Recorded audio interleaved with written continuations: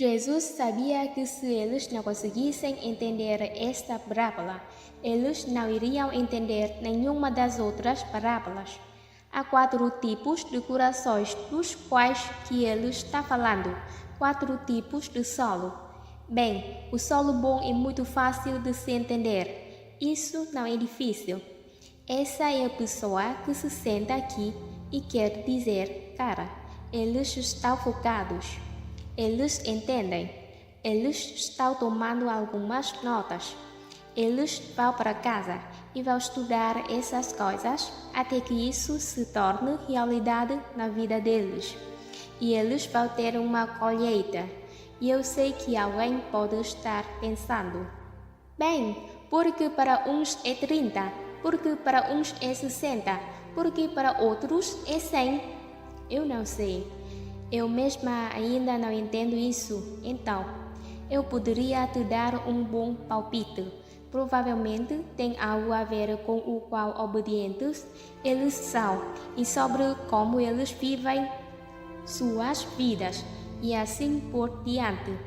Mas, ei, eu prefiro ter uma colheita de 30 vezes mais do que não ter colheita nenhuma, não é? Mas o coração que eu quero falar com você, provavelmente falarei mais dele.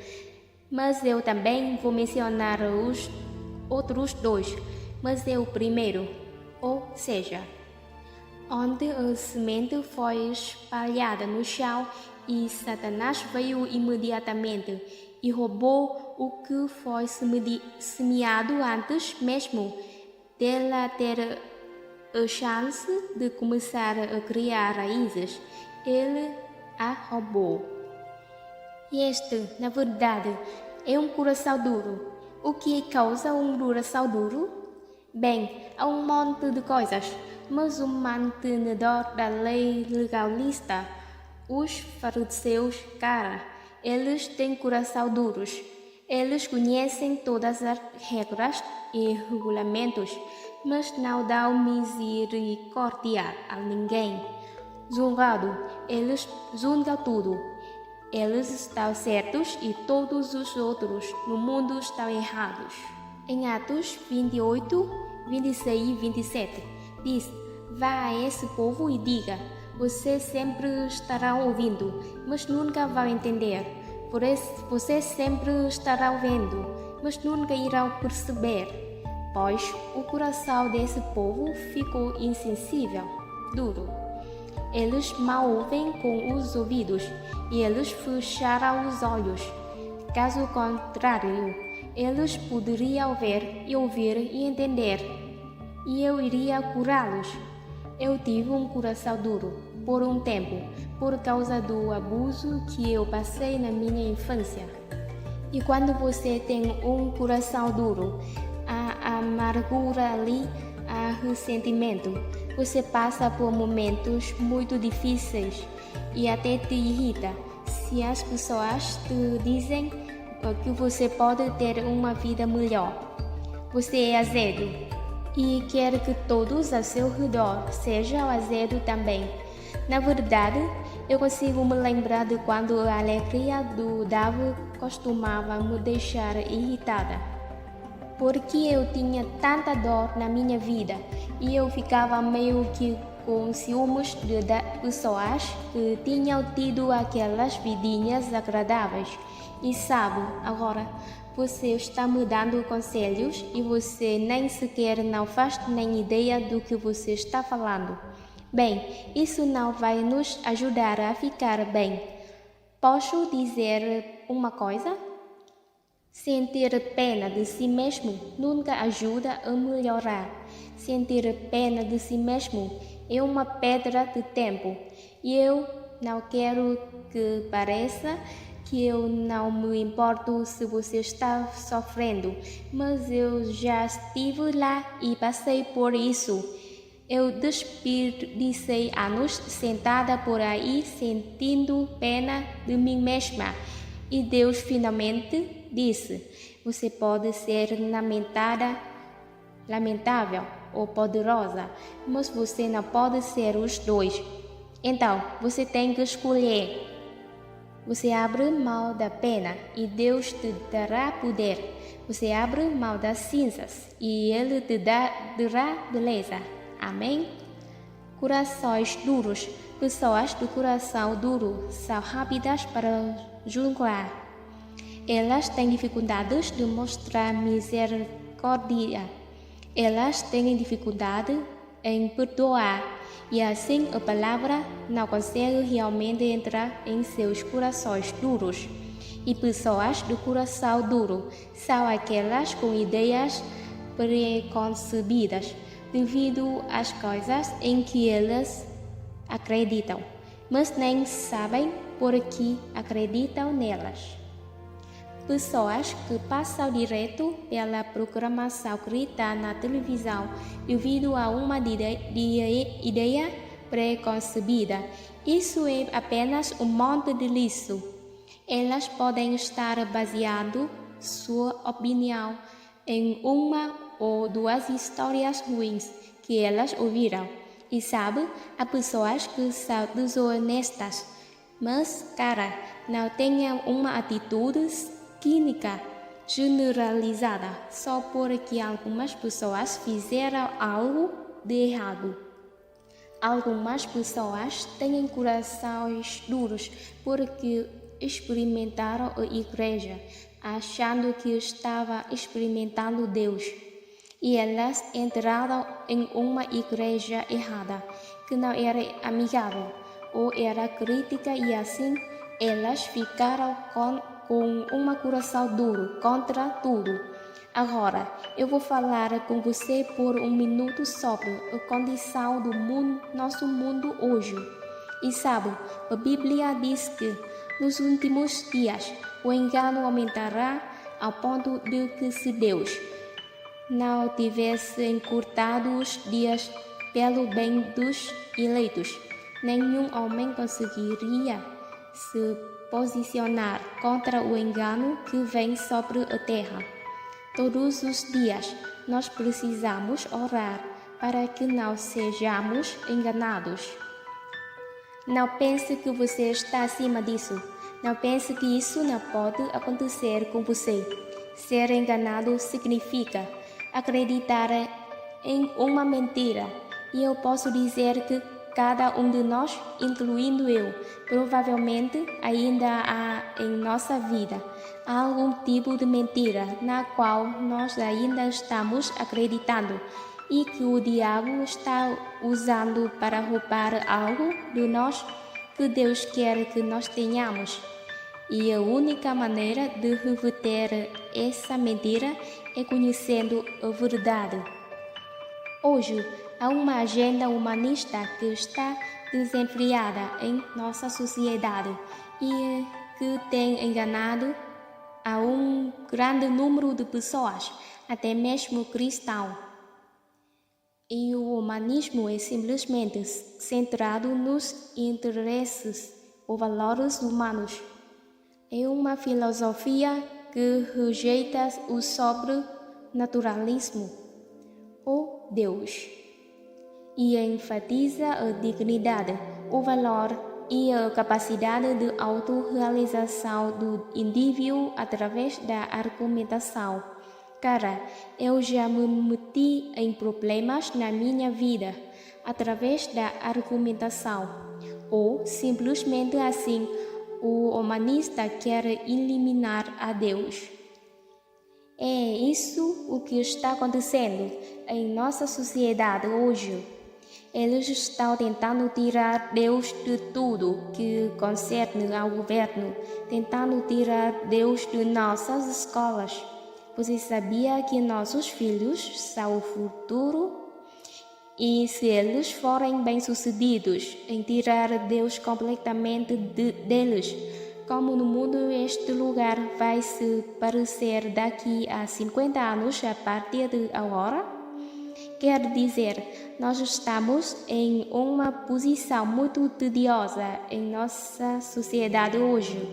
Pessoas humanistas não querem responsabilidade. Agora, ouça isso. Elas querem fazer o que elas querem fazer, não fazer o que não querem fazer.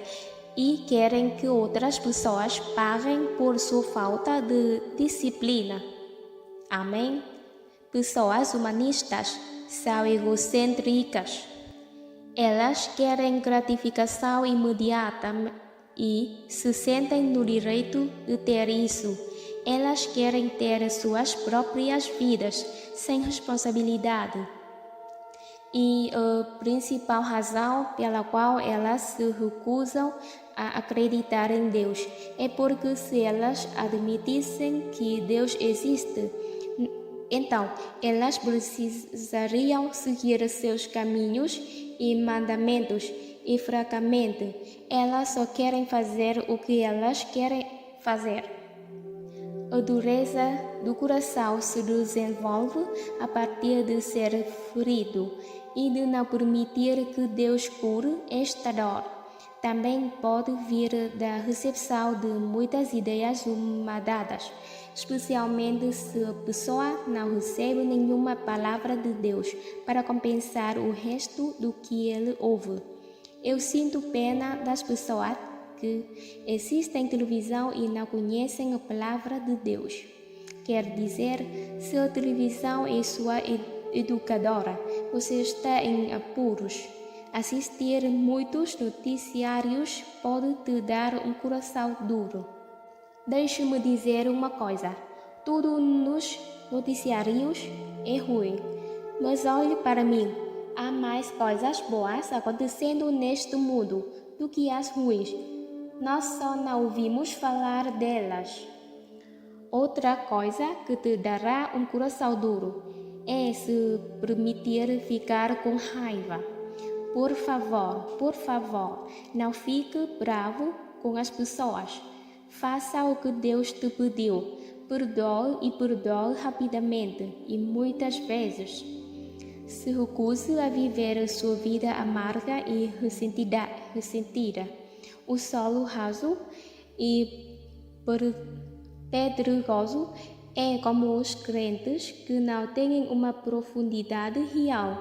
Sabe, eles usam Bíblias todas sublinhadas, mas não há raízes em suas vidas. Eles meio que sabem que Deus os ama até que eles passam por um problema e então eles se perguntam se Deus os ama. Mas quando você é enraizado e fundamentado no amor de Deus, não importa o que aconteça, você nunca diz: bem, Deus, você não me ama? Nós precisamos estar enraizados e fundamentados naquilo que nós acreditamos. E quer dizer, não, eu acredito nisso e nenhum demônio nunca vai tirar isso de mim. Amém? O cristão superficial vive pelo que sente e pelo que vê e pelo que pensa. E então a semente que caiu entre espinhos, e esta seria uma série de cerca de 4 partes. Então, é basicamente deixando toda a preocupação e diz as preocupações desta vida, a falsidade da riqueza e o desejo de outras coisas que entram e sufocam a palavra e a tornam infrutífera. Veja, você tem que se decidir se você quer ser no mundo ou no reino. Você pode estar no mundo, mas não pode deixar que ele esteja com você. Amém? Na verdade, Deus nos quer no mundo, mas Ele quer que nós nos comportemos como Jesus se comportava para que possamos ser uma luz para o mundo e para que eles possam mudar. Seja o solo bom para que a palavra possa ser plantada em seu coração. Bem, é muito importante que mantenhamos nossos corações ternos diante de Deus, permitindo que Ele nos cure de qualquer dor, perdoando pessoas que nos machucaram. Olá e sejam bem-vindos ao Desfrutando da Vida Diária.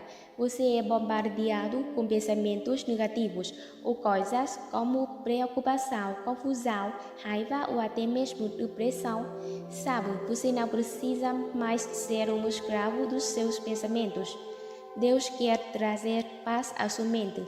Deixe-me separar este tempo para te encorajar e depois eu estarei de volta para responder algumas das perguntas que vocês nos enviaram sobre este assunto tão importante. Pai, nós agradecemos pela sua palavra esta noite. Nós estamos muito animados pelo receber de você. Nós amamos a sua palavra. Amamos e nós apreciamos e agradecemos pelo poder que há nela. Em nome de Jesus, amém. Nós estamos falando sobre vida saudável neste fim de semana, no espírito, na alma e no corpo. Como ser uma pessoa quebrada que talvez tenha recebido um pouco de cura em uma área, mas que talvez não tenha recebido nenhuma cura em muitas outras áreas. Como ser completo em seu espírito. A saúde espiritual vem, em primeiro lugar, de receber a Cristo como seu Salvador. Jesus disse: venha até mim. Isso é simples, nós podemos fazer isso. Ontem à noite, no final da reunião, nós tivemos 588 almas vindo para Jesus. E assim, isso é ótimo. E hoje à noite, eu acredito que nós teremos tantas quantas pessoas, se não mais ainda, que vão dizer: eu não posso mais viver essa vida sozinho, eu estou cansado de tentar fazer tudo sozinho e eu vou me entregar a Jesus e acreditar que Ele vai me aceitar do jeito que eu estou e me ajudar a ser quem Ele quer que eu seja. E, além disso, ao receber Cristo, a totalidade espiritual continuado crescendo à medida que nós aprendemos a andar de acordo com a palavra de Deus, à medida que aprendemos a obediência a Deus. E nós descobrimos que nós precisamos depender do Espírito Santo para que isso aconteça e que não aconteça de repente, de uma só vez, mas que aconteça de pouco a pouco, de glória em glória, dia após dia. Então, nós precisamos ter um pouco de paciência ao longo do caminho. E eu tenho ensinado as pessoas há anos a acreditar, a dizer: eu não estou onde eu preciso estar, mas graças a Deus, eu já não estou mais onde eu costumava estar. Eu estou bem e estou no caminho, ainda que eu esteja no meio. Eu estou a caminho para algo grande. Amém? Então, hoje nós falamos sobre a totalidade física. Eu me diverti muito falando sobre cuidar do seu corpo e sobre não abusar de si mesmo, e eu recebi muitos comentários sobre isso. E então eu acho que nós não apenas nos divertimos, mas que alguns de vocês tiveram uma palavra de Deus para abrir os olhos de que é hora de parar de ser um jogador e começar a ser um investidor. Não aposte que você pode abusar de si mesmo, não dormindo, não comendo direito, tendo muito estresse em sua vida e ficando sobrecarregado e desequilibrado em todas as áreas e se safar com isto. Nós não estamos jogando banco imobiliário, onde você joga os dados e espera conseguir algo bom.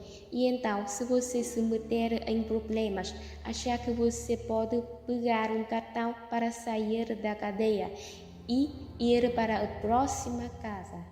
Nós não devemos ser jogadores, mas sim investidores.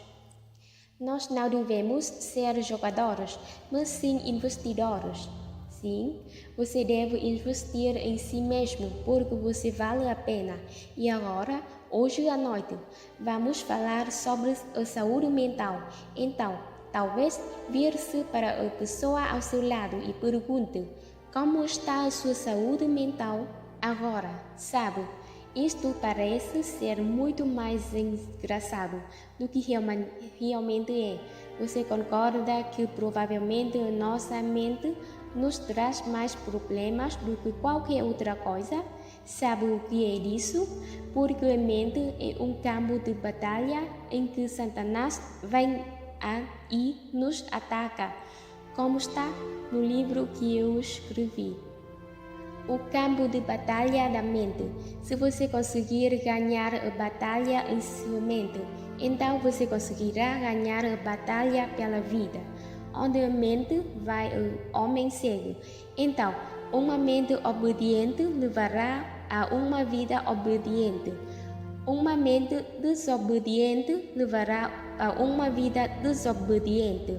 Então, se você tomou uma decisão ontem à noite, ou em qualquer momento da sua vida, eu não quero ser apenas um cristão, eu quero ser uma cristã obediente, eu quero ser um filho de Deus que deseja fazer o que é certo e que faz o que é certo e glorifica a Deus.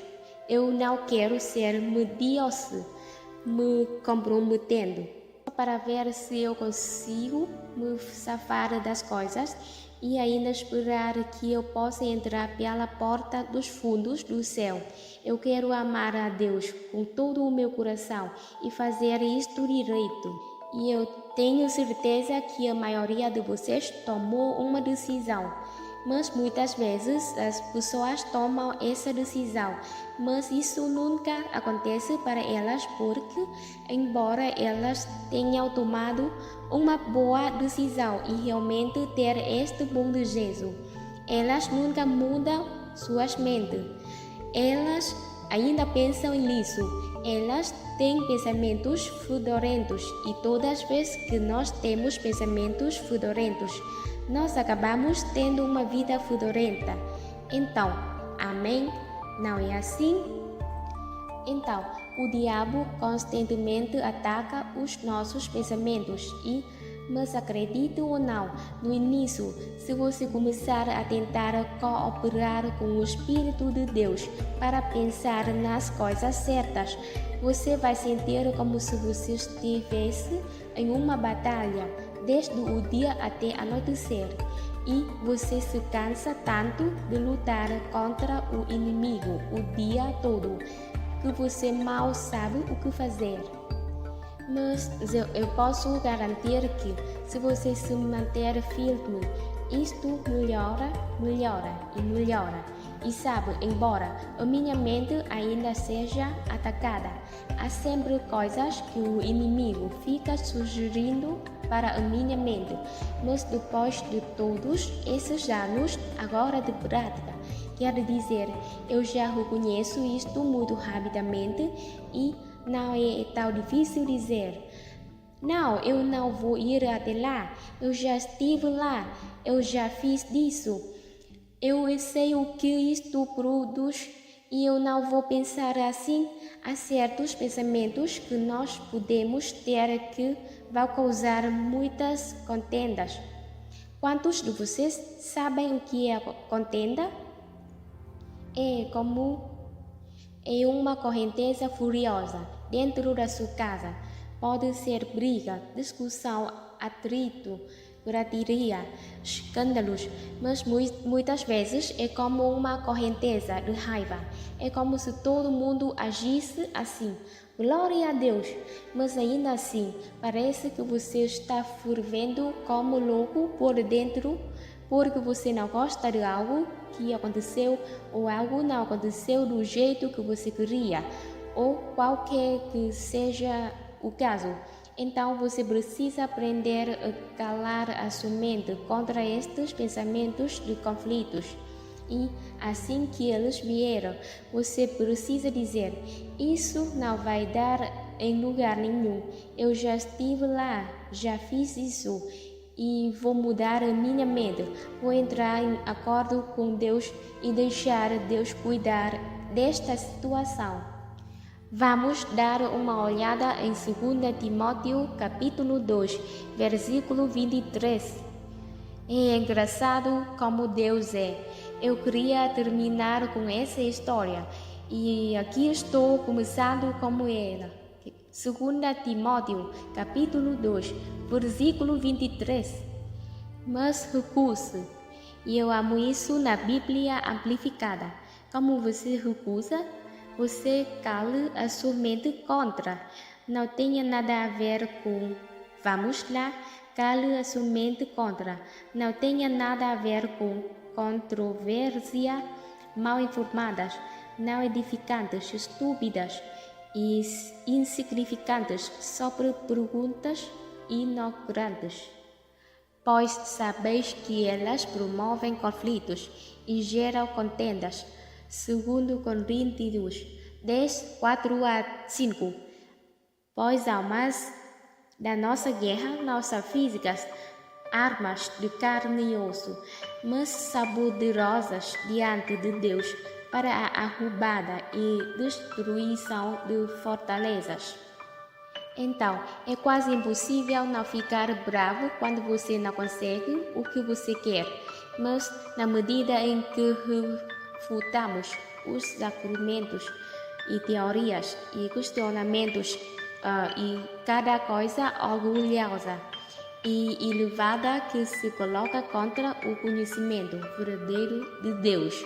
Agora veja isso. Nós levamos todos os pensamentos e propósitos para longe, cativos à obediência de Cristo, o Messias. Então, é assim que funciona. Você aprende a palavra e a palavra se torna como uma luz dentro de você. E quando um pensamento errado vem, que vez levá-lo a problemas, o Espírito Santo vai te impelir a lembrar o que Jesus quer que você faça. E aqui hoje, você tem uma escolha a fazer. Você pode continuar pensando na coisa errada e fazendo a coisa certa. Você me ouviu? Você não pode continuar pensando a coisa errada e fazendo a coisa certa. Eu disse, você não pode continuar pensando a coisa errada e fazendo a coisa certa. Vamos dizer que alguém seja viciado em pornografia e há muitas pessoas hoje em dia que são. Você não pode sentar e olhar aquilo e imaginar material pornográfico e esperar que isto não acabe te trazendo problemas. Ninguém cai em adultério de repente. Há muitos pensamentos que passaram pela cabeça antes disso, e o lugar onde você precisa parar o problema é quando ele vem pela primeira vez na sua mente. Você leva esse pensamento em obediência a Jesus Cristo e você diz: Deus me ajude. Eu não quero pensar nisso. Eu não vou deixar isto entrar na minha mente, porque se você deixar que entre na sua mente, você provavelmente vai deixar entrar na sua vida. Vamos lá agora. Se você não quer comer demais, não pense em comida o tempo todo. Simples assim. Se você quer malhar e se exercitar, não fique sentado e pense e fale sobre como isso é difícil. É tão difícil. Isso é difícil demais. Eu acho que eu não consigo fazer isso. Onde a mente vai, o homem segue. Eu tenho algumas coisas interessantes para compartilhar com você esta noite. Eu acredito. Nós não podemos ter uma vida obediente e ter uma mente desobediente. Josias 1-8. Eu acho que ninguém se cansa de ouvir mensagens sobre os nossos pensamentos, não é? Uma mente espiritual é uma mente de paz, não uma mente cheia de tumultos, preocupação, ansiedade, argumentos e crítica em todo tipo de coisas assim. Agora, Deus tinha uma vida ótima planejada para Josué e ele queria usá-lo de uma forma grande. E no princípio do que Deus o havia chamado para fazer, essa grande coisa que Deus os estava chamando para fazer, ele começa e ele diz, versículo 7, somente seja forte e muito corajoso. Tenha o cuidado de obedecer a toda a lei que o meu servo Moisés ordenou a você. Não se desvie dela, nem para a direita, nem para a esquerda, para que você seja bem-sucedido por onde quer que andar. Então, ele está dizendo, ok, aqui estão minhas palavras para você. Agora, seja obediente a isso, que isto seja o centro de sua vida e não se desvie disso nem para a direita nem para a esquerda. Eu posso dizer que estou orgulhosa de vocês estarem aqui esta noite. Muitos de vocês por todo o fim de semana. Eu estou orgulhosa daqueles de vocês que estão assistindo o programa de TV agora e muitos de vocês que nos assistem dia após dia. Isso me diz que você ama a palavra. Você está fazendo um investimento na palavra de Deus. E eu espero e oro para que você esteja aqui ouvindo isso, porque você pretende fazer este investimento. Amém? E eu acredito que quando nós ouvimos a palavra, há poder inerente nela que nos energiza para sermos capazes de praticá-la. A única coisa melhor do que ouvir a palavra é estudar a palavra por conta própria. E eu acho que se você colocar essas duas coisas juntas, isto se torna um gerador de energia. Ele diz, se você fizer isso, você vai prosperar onde quer que você vá. Versículo 8. Este livro da lei não deve sair de sua boca. Em outras palavras, ele está dizendo, fale isto. Eu falo o tempo todo sobre declarar a palavra de Deus. Eu não sei se você já recebeu esta mensagem ou não, mas você precisa falar em voz alta quando você está em casa sozinho, quando você está em seu carro. Uma das coisas mais poderosas que você pode fazer é confessar a palavra de Deus em voz alta, com a sua própria boca. A Bíblia diz em Isaías 55 que as palavras que saem da minha boca não voltarão sem efeito. Bem, eu não acredito que Deus esteja falando apenas sobre a boca dele. Ele está falando sobre a boca daqueles que pertencem a ele. E quando você declara a palavra de Deus com a sua boca, isto ajuda a renovar a sua mente e isto a mantém fresca dentro de você e te energiza para ser capaz de praticá-la. Quantos de vocês estão cansados de se sentirem como se lutassem com algo o tempo todo? Ok, bem, então a maneira de se recuperar disso é aprendendo a deixar Deus lutar suas batalhas. Deus tem um plano de batalha e sempre que entramos em uma batalha, precisamos saber lutar da forma que Deus quer que lutemos. Eu disse esta manhã que nós temos armas, mas as armas da nossa guerra não são armas carnais, não. São armas que você pode ver ou sentir ou ir a uma loja e comprar. Então, se não são armas carnais, devem ser armas espirituais. E, ao pregar a palavra de Deus para você hoje, estou fazendo guerra com o nosso inimigo, falando da palavra de Deus. Estou ajudando você a fazer guerra na sua vida. Estou fazendo guerra na minha própria vida. Só porque eu estou falando palavras cheias de vida e poder. A palavra de Deus não é uma palavra qualquer, é uma palavra que transforma vidas. As pessoas não se unem em um lugar, viajam e pagam por hotéis. E todas estas coisas que você fez para vir e ouvir alguém que vem aqui e falar por horas a fio, se não for algo que vai fazer uma enorme diferença na sua vida. Eu amo o facto que você presta atenção e que você está focando. A palavra ela renova nossa mente, ela cai em nosso coração e traz mudanças para nós. Então, nós temos armas espirituais. A paz é uma arma. Andar em paz quando o inimigo está dando o seu melhor para te atingir é uma arma. A retidão é uma arma. Saber quem você é em Cristo é uma parte de armadura, mas também é uma maneira de você lutar contra o inimigo. Usar o capacete de salvação, pensar como um filho de Deus deve pensar.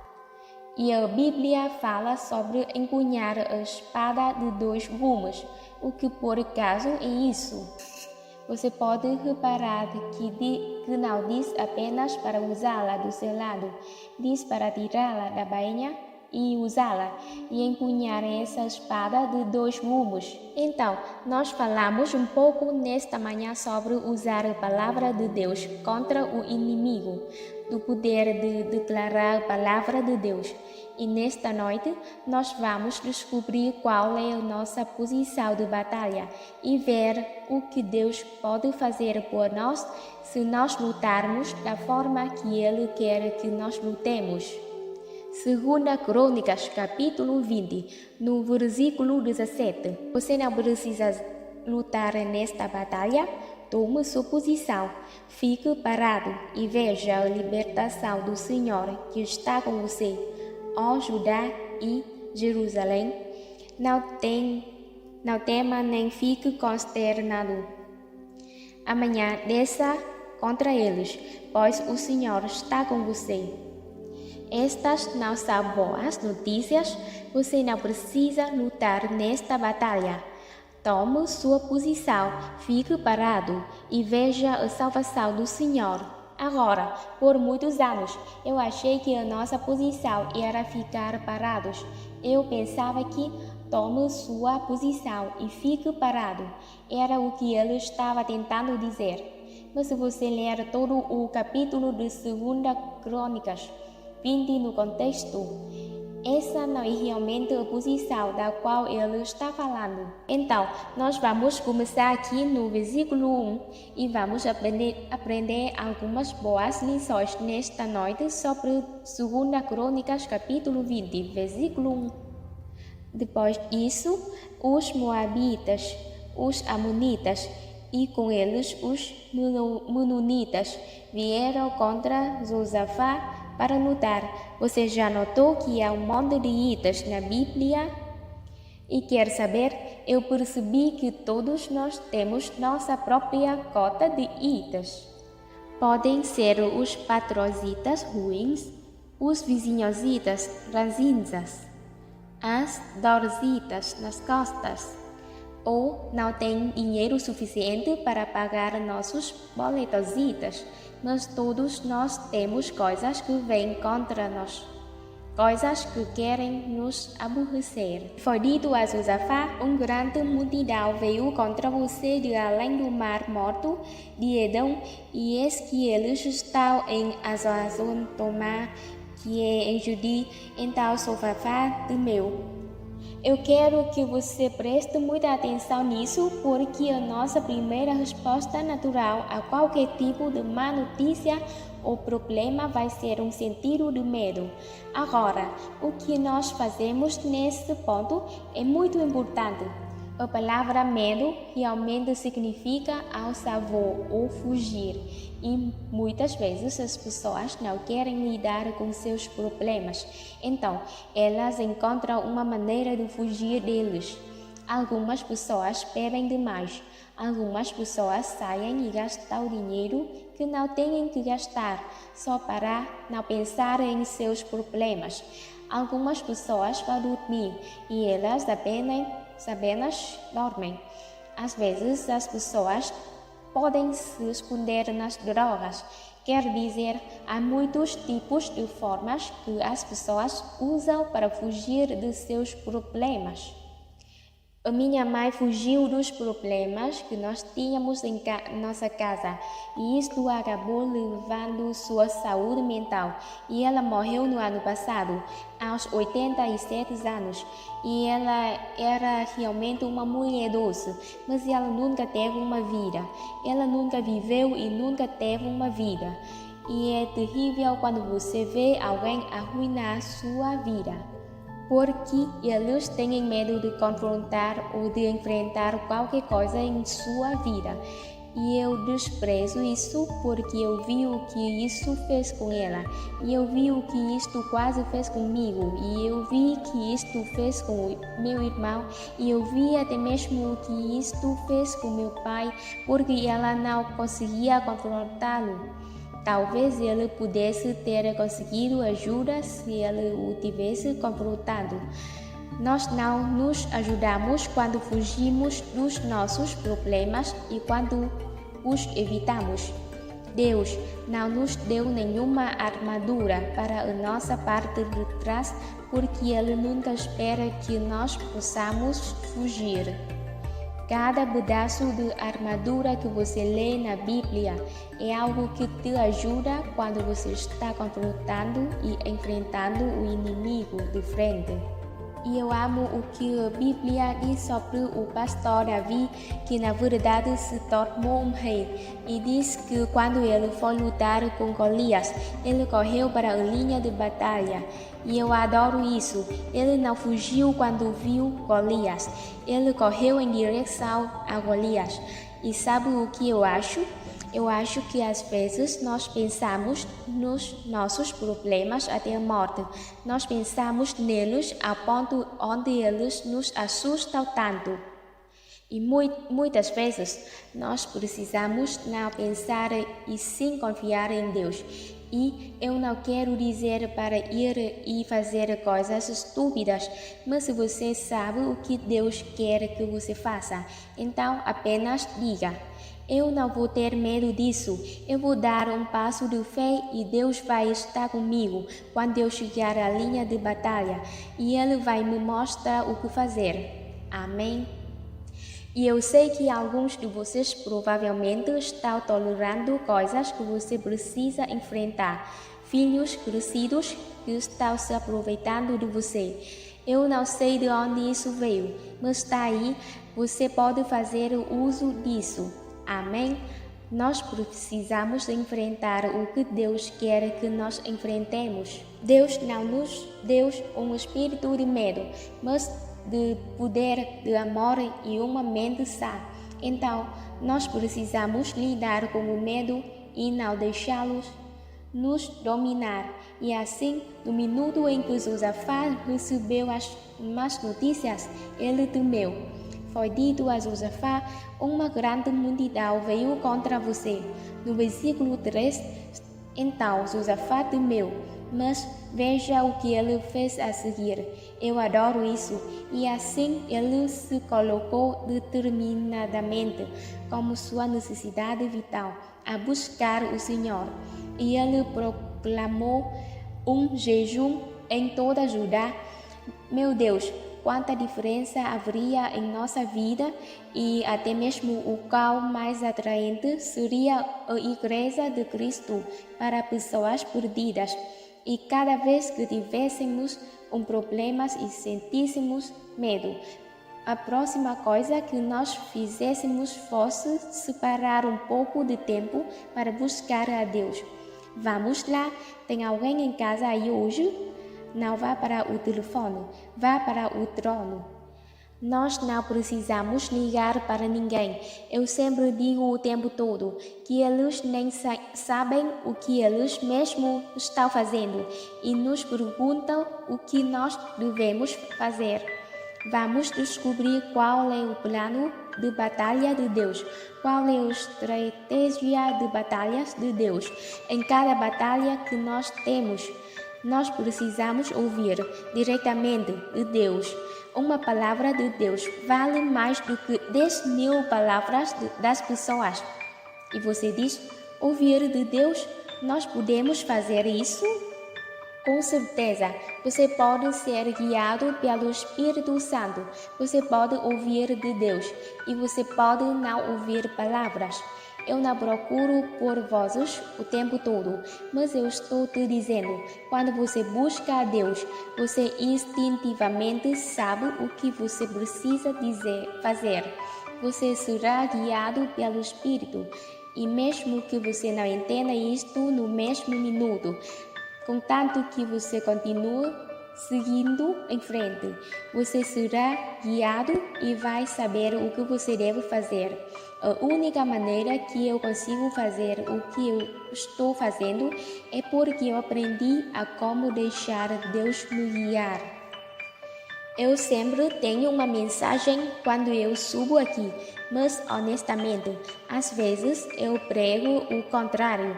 Eu digo coisas que não estão nela, há coisas nela que eu não digo.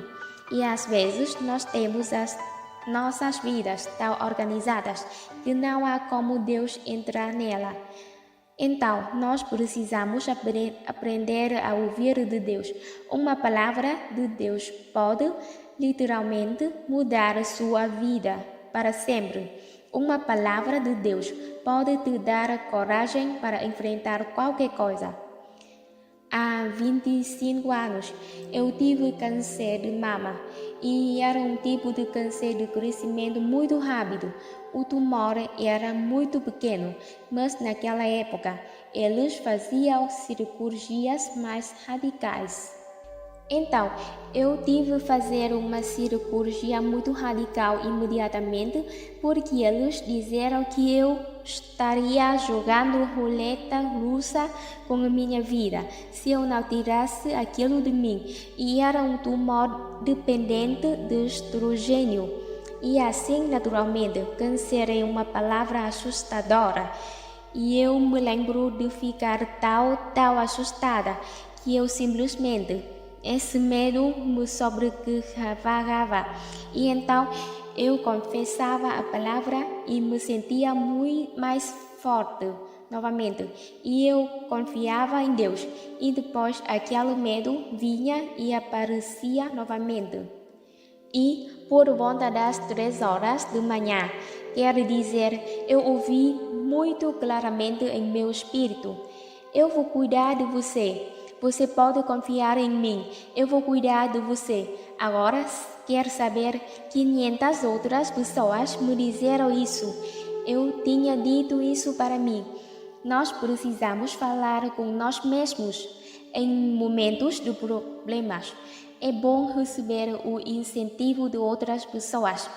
Mas eu estou dizendo que quando Deus me disse isto foi como se minha fé fosse ressuscitada. A fé vem pelo ouvir e ouvir a palavra de Deus. A fé se levanta quando você ouve de Deus. E eu estou feliz que você esteja aqui para me ouvir esta noite, mas francamente, eu espero que você ouça de Deus através de mim, ou eu espero que algo que eu diga faça com que você vá para casa e busque a Deus nessa área por conta própria.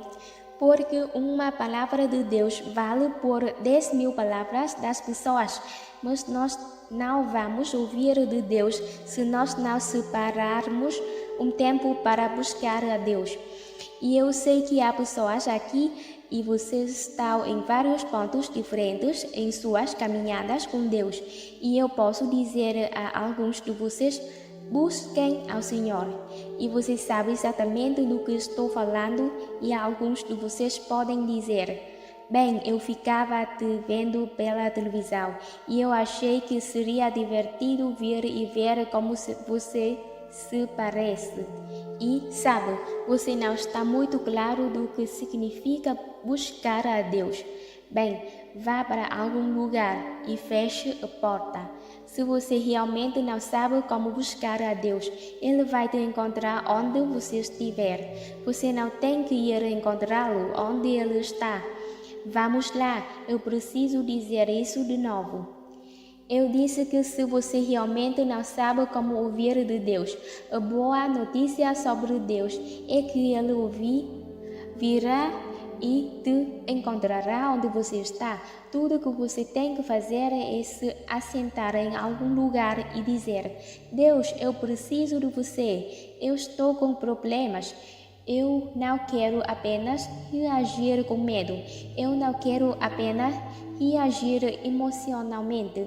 Eu não sei o que fazer. Fala comigo, me guia e me oriente. E se você não ouvir algo imediatamente, não fique todo frustrado e chateado. Quando este seu momento acabar, então diga: Ok, Deus, eu ainda ouvir nada ainda, mas eu acredito que você vai me orientar e me guiar enquanto eu começar a caminhar. E eu sempre digo: você não pode dirigir um carro estacionado. Alguns de vocês têm que tirar sua vida do freio de mão e começar a ir para algum lugar para Deus te levar a qualquer lugar. Não era para a vida ser estressante? Será que nós realmente achamos que Deus é o autor de todo o estresse que está no mundo hoje? Todos nós queremos todos os novos brinquedos eletrônicos que são lançados e depois eles nos deixam loucos porque nós não sabemos como fazê-los funcionar e eles quebram o tempo todo. E eu não estou sugerindo que nós não usemos a tecnologia hoje. Eu uso, mas eu acho que às vezes você pode ir longe demais. E uma coisa é certa, você pode, sabe? A minha assistente disse logo esta manhã que eu achei muito bom. Ela disse: sabe, o que é realmente simples para uma pessoa pode ser complicado para outra. Então, ela é uma pessoa super organizada. E quando eu perguntei o que ela gosta de fazer em seu tempo livre, ela disse: eu adoro organizar as coisas. Eu não chamo isso de diversão. Eu sou, no meio termo disso, sabe? Eu coloco sim minhas meias e roupas íntimas na gaveta, mas elas não vão ficar todas assim. E ela disse por causa do seu alto nível de habilidades organizações. Ela disse: eu poderia chamar alguém para fazer isso, e para a outra pessoa poderia parecer muito complicado, porque esse não é o dom dela. E veja, uma das coisas que nós temos que fazer se seguirmos simplificar nossa vida é parar de tentar ser algo que nós não somos. E é nisto que eu quero te encorajar em todas as áreas da sua vida, a encontrar o seu nível de habilidade e seus dons, o que normalmente significa que é onde você fica confortável. Mas todos nós somos criados diferentes e todos nós temos diferentes prontos, fortes e dons para coisas diferentes. Ela e o Mick têm um verdadeiro dom da hospitalidade. A última coisa no mundo que eu gostaria seria ter alguém morando comigo, e eles já tiveram pessoas diferentes que vieram e ficam com eles. Eles costumavam ser aqueles que traduziam todos os pregadores convidados à igreja. E eu sou assim, eu amo as pessoas, mas eu estou gostando dessas coisas de distanciamento. Quer dizer, eu amo vocês até não poder mais, mas eu não gostaria que você batesse na minha porta da frente e aparecesse lá em casa. Eu não sou muito boa com isso. E veja, a questão é o seguinte. Agora ouça, você não tem que ficar se desculpando pelo que você não é. Você só precisa entender quem você é e depois ir e fazer aquilo que você é bom. Eu não tenho que tentar fazer uma festa como outra pessoa faz. E não tenho que tentar ter o dom da hospitalidade se eu não tiver o dom da hospitalidade. Mas, queridos, eu consigo falar, eu consigo me comunicar e eu estou fazendo isso. Amém? Quantos de vocês já se cansaram depressa de tentar ser algo que vocês não são? E vocês não sentem muitas vezes que o mundo te pressiona a fazer isso? Bem, você deve, você precisa. E eles dizem, eu não sei quem eles são, mas eles estão mandando nas nossas vidas e nós nem os conhecemos. E a oração? Oh, meu Deus, nós conseguimos complicar a oração. 2 minutos de oração simples e focada pode realizar mais do que 1 hora de divagação. Agora, eu quero que você me ouça, porque eu acho, às vezes, nós pensamos que se nós vamos orar, nós só precisamos. Não pode parar, não pode respirar, não pode esperar por uma resposta. Não se para um tempo para receber nada. E, na maioria das vezes, isso tudo são apenas coisas carnais. Primeiramente, se aquiete e peça ao Espírito Santo, que ore através de você. Deus, me guie nas minhas orações hoje. E Deus me desafiou. Eu quero que você me peça o que você quer e precisa como o menor número possível de palavras. Senhor, eu não deveria ter feito isso. Eu sinto muito. Perdoe-me. Não, oh Deus, me perdoe. Meu Deus, perdoe-me. Deus, por favor, perdoe-me. Oh Deus, se você me perdoar mais uma vez, eu prometo que eu nunca mais vou fazer isso de novo. Meu Deus, sinto muito. Deus, eu me sinto tão mal. Sabe o que nós fazemos? Eu não sei se nós estamos tentando nos impressionar ou algo assim, ou impressionar a Deus, e na metade do tempo nós nem sabemos o que nós estamos falando ou fazendo. Isso faz algum sentido para alguém? Veja, nós não ficamos realmente satisfeitos com o simples. Achamos que temos que parecer eloquentes e complicados. No capítulo 6 de Mateus, é lindo, os primeiros 7 ou 8 versículos. Ele diz, não, quando você orar, não diga frases repetidamente, apenas vendo quantas palavras você consegue dizer. Em Tiago, diz que sua oração seja sincera. Você poderia desfrutar da oração muito mais se você simplificasse e apenas acreditasse que você pode simplesmente apresentar a sua necessidade a Deus e que Ele ouve você. E que você não tem que ser extravagante e eloquente ou nem necessariamente longo. Não há nada de errado em orar por muito tempo, mas eu acho que há muita ênfase em longas orações e nós tendemos a pensar que longas quantidades de tempo na oração são muito mais benéficas do que orações simples e mais curtas. Eu também acredito em passar muito tempo com Deus, mas eu nem sei dizer por quanto tempo eu oro, porque eu aprendi que além de ter um tempo separado de oração, eu apenas tento orar ao longo do dia. Você me ouviu? Apenas oro durante o dia. Amém? Amém. Ok. Peça e receba para a sua alegria possa ser completa. Você não tem porque você não pede. Vamos começar a simplificar qualquer coisa em nossas vidas que seja complicada. Aérea para simplificar, como que tal a desordem? Alguns de vocês, no minuto em que entram em suas casas, se sentem frustrados. Vamos lá, vamos ver. Certo, quantos de vocês têm muita coisa dentro de casa?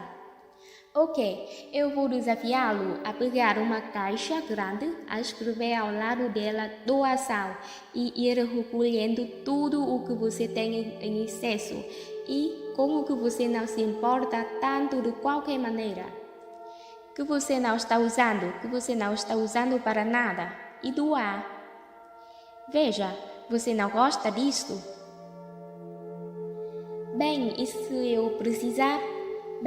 eu precisar? Qual quer saber? Quer saber? Mesmo que você precisasse, você não conseguiria encontrar. Você não saberia onde você colocou. Sabe no que eu passei a acreditar? Pelo menos é assim que eu me sinto sobre minha casa.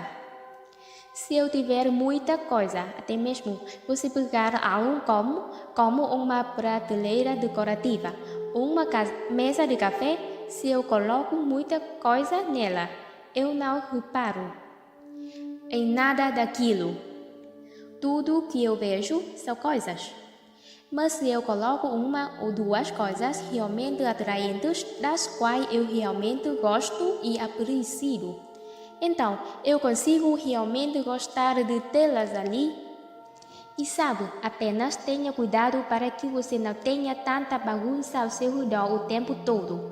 Uma pilha de revistas que você nunca vai ler. A única coisa que eu não quero que você jogue fora são as minhas revistas que eu mando para sua casa. Com todos os seus esforços, fique com elas. E sabe, há muitos de vocês que sabem que vocês precisam ir para casa e fazer o que eu estou falando.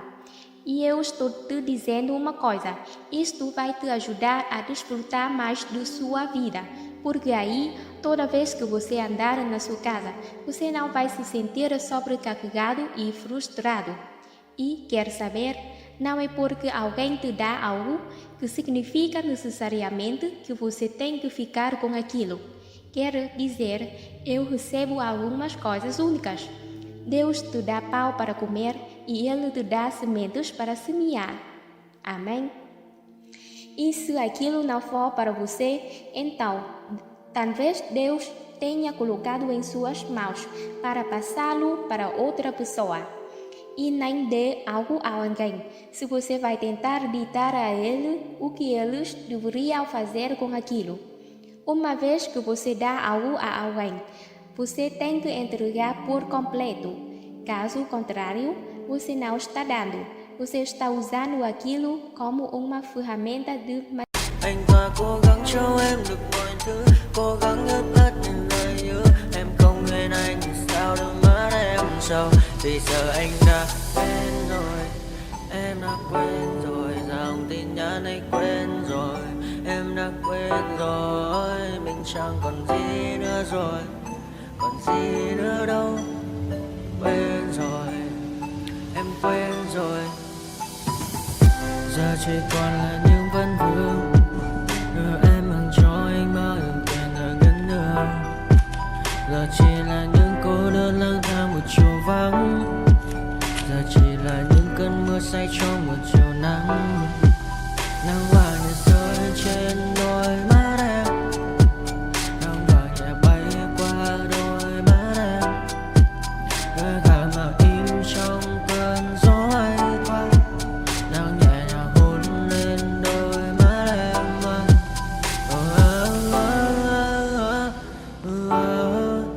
Em đã dần quên rồi, quên rồi. Em đã dần quên rồi. Ngày mình từng có đôi, từng quên rồi. Ta đã cùng đi qua bao cảm xúc, đi qua những cung bậc tình yêu. Ta chẳng thể dừng lấy nhau một phút, thế nhưng mà trên đời cướp một thu. Giờ đã có những thứ anh ấy ôm trong đời mình, em chẳng còn giữ để lại sự duyên tình. Bây giờ chúng ta chỉ đơn làng, giờ em đi theo ai của bằng bang. Giờ Ta hứa một đời sẽ mãi ở bên, dấu trong đôi mắt em bây giờ là những giọt buồn rối ren. Và đã có những cố gắng anh thêm vào sâu nơi trái tim, để lòng này em ở đây cất bước ra đi. Một chiều hoàng hôn em mang bình minh lại cho anh những quên ôm. Mưa rơi xuống làm